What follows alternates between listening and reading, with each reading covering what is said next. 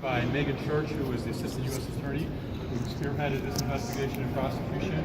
I'm also joined by Brendan O'Leary, Supervisory Special Agent at the FBI, who was involved in this investigation, as well as Nick Schuler, the Inspector General of the Chicago Public School System.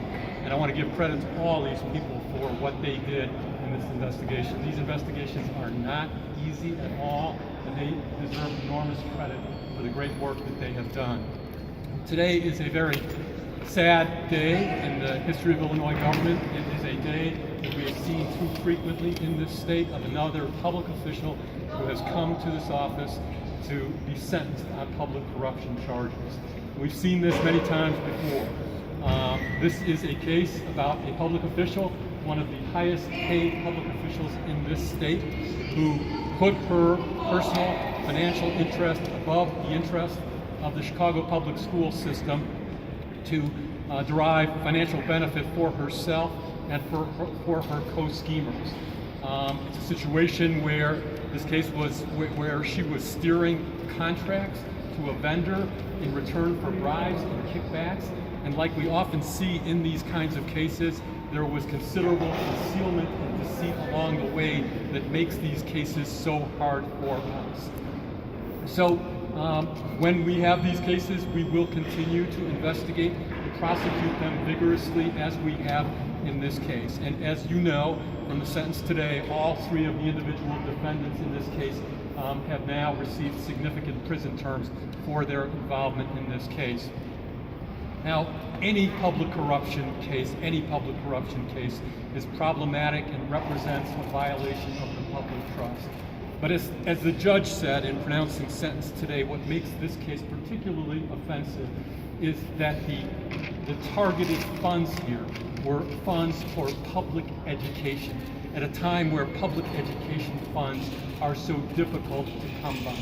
And in addition to that, these are public education funds that were earmarked or are earmarked for the benefit of public school children in the city of Chicago. So it was a very tragic scheme in so many ways, and offensive as so many public corruption schemes are.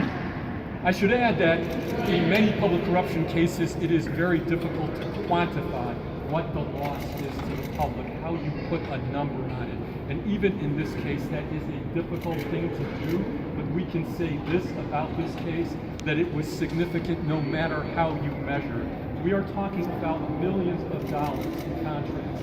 Approximately $23 million in contracts were involved here. We're talking about profit that the schemers realized of approximately $2.9 million. We're talking about anticipated benefit to the defendant, to Ms. Byrd-Bennett, of hundreds of thousands of dollars, which she was to receive at some point in the future.